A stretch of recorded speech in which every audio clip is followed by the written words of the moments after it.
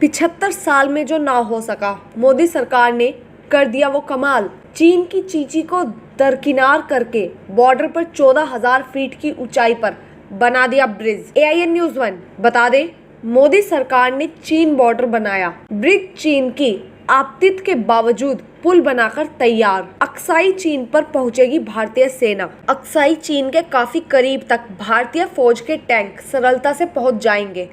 Border road organisation ने DSDBO road, Durbuk, Shyok, दौलत bag, Oldi road पर 14,000 फीट की ऊंचाई पर 120 मीटर लंबा क्लास 70 श्योक पुल बनाया है।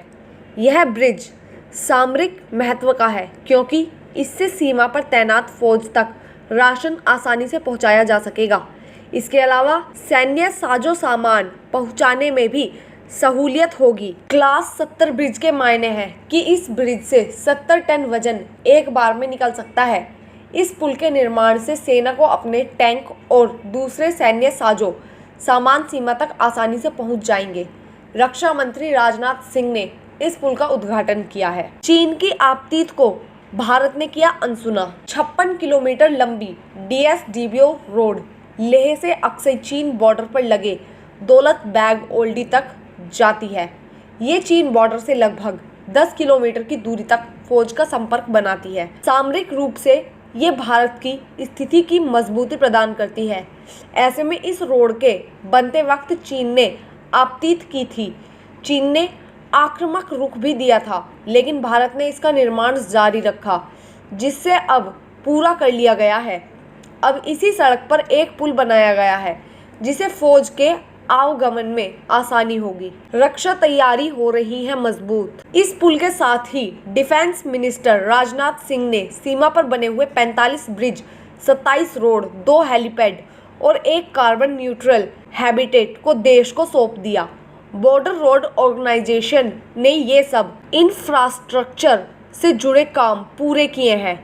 इनमें जम्मू कश्मीर में 20, लद्दाख और अरुणाचल प्रदेश में 18, उत्तराखंड में 5, सिक्किम, हिमाचल प्रदेश, पंजाब और राजस्थान में 14 प्रोजेक्ट्स हैं।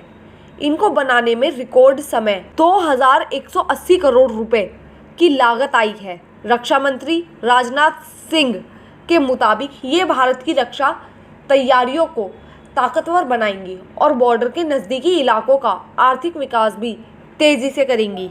BRO का शानदार काम। इस मौके पर रक्षा मंत्री ने कहा कि एक साथ इतनी बड़ी संख्या में इंफ्रास्ट्रक्चर के प्रोजेक्ट्स का उद्घाटन होना अपने आप में एक बड़ी कीर्तिमान है।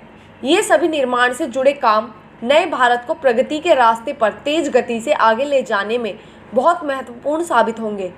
मुझे पूर्ण भरोसा है कि देश जब एक नई एनर्जी, नई सोच और उत्साह के साथ नया सफ़र शुरू कर रहा है, तो निश्चित रूप से ये दुनिया में अपना एक नया स्थान हासिल करके रहेगा।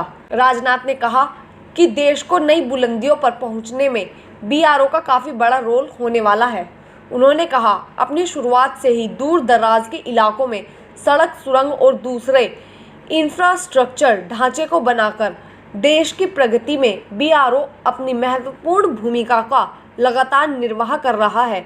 लेकिन पिछले 6-7 सालों में BRO ने जो उपलब्धियां हासिल की हैं, वो अपने आप में अभूतपूर्व हैं। वायुसेना की संचालन क्षमता का विस्तार। जिन प्रोजेक्ट्स को रक्षा मंत्री ने देश को सौंपा है, उनमें पूर्वी लद्दाख में हानले और थाकुंग में 2 हेलीपैड भी हैं, जो भारतीय वायुसेना की संचालन क्षमता को बढ़ाने में मददगार साबित होंगे। रक्षा मंत्री ने कहा कि आज़ादी के बाद दशकों तक जम्मू कश्मीर में इंफ्रास्ट्रक्चर में विकास की कमी आतंकवाद के पनपने की वजह से एक थी। इन आंतरिक अवरोध की वजह से टूरिस्ट की संख्या में भी गिरावट आई है, जिसने लद्दाख के साथ साथ पूरे देश को प्रभावित किया है।